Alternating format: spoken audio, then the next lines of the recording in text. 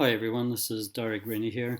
Um, I, this presentation is the one I would have liked to have given to the Hibiscus and Bays local board. They reduced me to a 3-minute slot, so I didn't get to present the whole 10 minutes. So this is what I would have presented if that could have happened. So invite people to join. This is a graph. They've spelled gullible wrong on the chart there, but basically, we learn most when we're suitably skeptical and honestly trusting.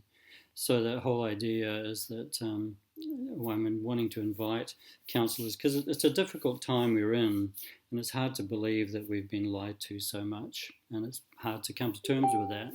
So part of that is coming to terms with just watching out we don't get too arrogant or cynical.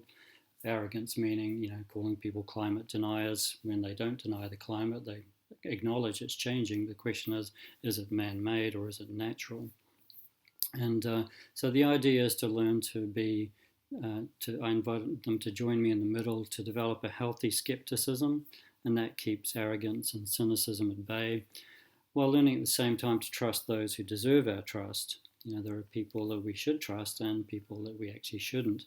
We need to decide who they are so we don't end up victims of our own gullibility and naivety by trusting the wrong people. And our children and humanity in general, I believe, depend on this at this moment in time. So this was the Auckland Council's reasons for declaring a climate emergency. First, they said the science is irrefutable. And second, they said we need to limit global warming to the Paris Agreement target of 1.5 degrees or face an uncertain future. And so those were the two main pieces of reasons they decided to declare a climate emergency on. And I hope to show you that both these things are no good reasons at all, and therefore the climate emergency should be taken off. So the first one, the science is irrefutable. That's based on the idea, we've all heard it, the 97% consensus.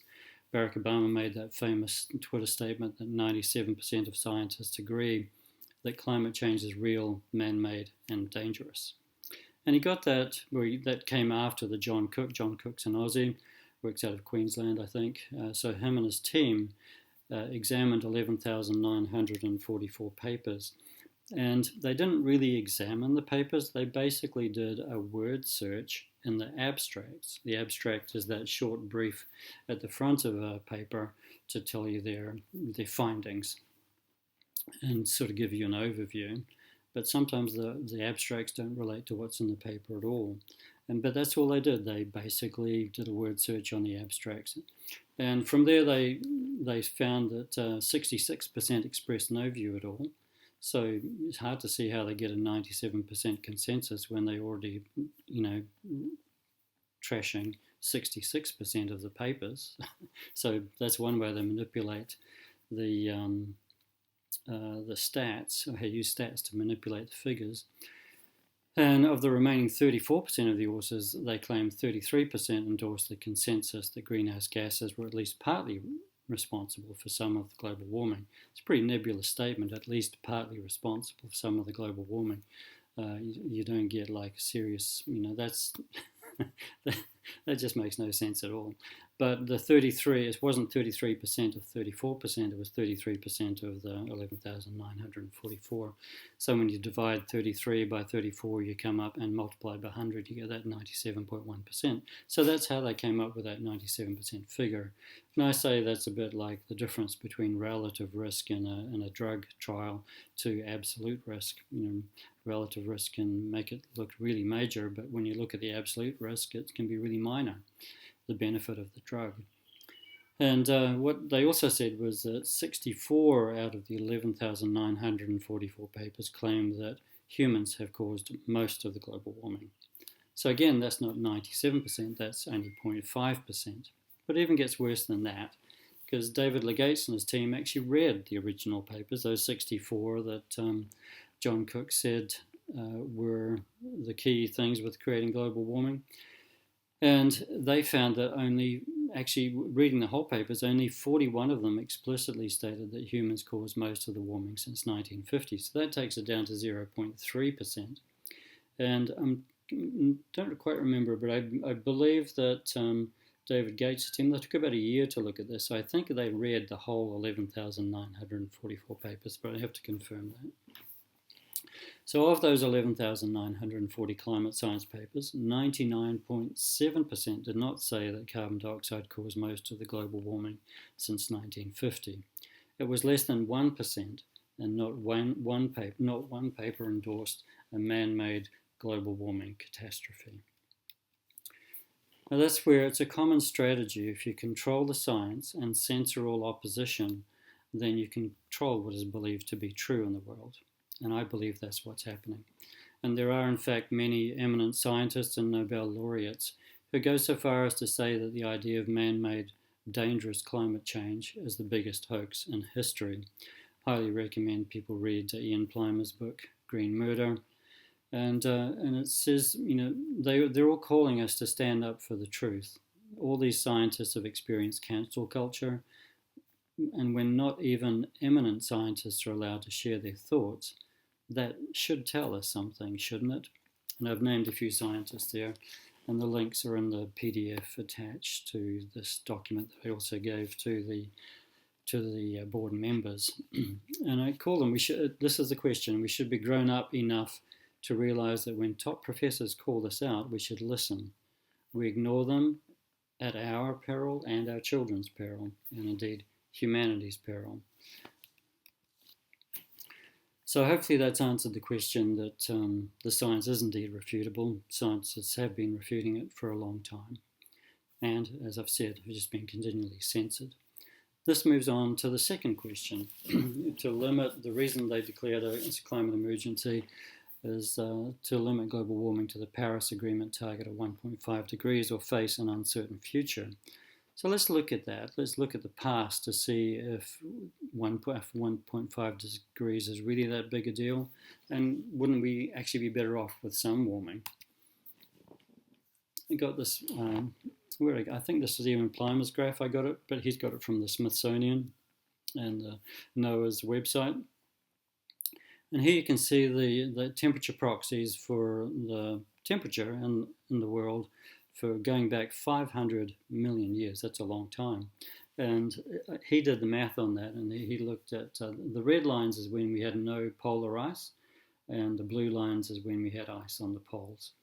And Ian worked that out about 80% of the time that the world's existed, we had no ice on the poles. And one thing you can spot here that's interesting is we have polar ice now. So effectively, we are still in an ice age. And that's something I think you don't hear every day, that we're still in an ice age. Because if you thought we're still in an ice age, you would start to think, well, maybe 1.5 degrees warmer would actually be a really great idea. So, and I'll tell you more about that as we go along. So this is the next, if you go back to that graph, that period from 250 million years ago or 280 million years ago to about 65 million years ago was a period of the dinosaurs. And we all have heard that that was a lush, massive growth on the earth, massive plants, massive animals and reptiles. Life was seriously abundant at that time. And then the meteor, we believe, hit, and that created this last piece of this graph, the last 65 million years, which we're going to look at now. So that's this period of time. And so this is since the dinosaurs were extinct. And as Patrick Moore said here, basically that we say the Eocene thermal maximum, that was that high temperature there, this was the Eocene period that we're in, was survived by the ancestors of every species alive today. So that's us. Today we're in one of the coldest periods in Earth's 4.6 billion year history. And you can see that green line across the bottom, green horizontal line across the middle there. The area below that is the time when we've had ice on the poles. The area, so that'll be blue in that previous graph. The area above that is when we had no polar ice. And you can see that's a 16-degree temperature rise. And you can see our present day is bunched up in that whole bunch of red lines, red graph lines, in that right-hand side of that line that's coming down. And you can see that's 5 million years ago. Those are in 5 million year chunks. We're going to look at into the last 400,000 years. So it'll be in that little piece of red where they're all clustered together. That's what we're going to look at next and expand. So this is what that looks like. It's a bit, disconcerting when you see graphs that, have gone from, the pink here doesn't represent going into no polar ice. These are called interglacials. And an interglacial like we're in today is a period of time where it's basically a warm period within an ice age. As I said today, we've been in an ice age. And if you go back to this graph, we've been in an ice age for about the last 15 million years and largely in an ice age for the last 35 million years. So that's a long time. And so back to this one. So we have a number of interglacials, and all of those had higher temperatures than the interglacial we are currently in. So, and up to 3 degrees warmer, at least in terms of Greenland ice records. So that's the past 400,000 years. And when you look at that, because of the nature of the graph, we've had 25,000 years enclosed in those pink periods where it's actually been warmer than today. And Earth, as you know, has survived and thrived in that time. So let's look deeper. So basically what we're doing is we're taking that last, you can see that red rectangle around that last peak. That's the Holocene interglacial.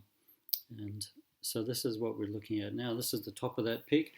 Expand it out again.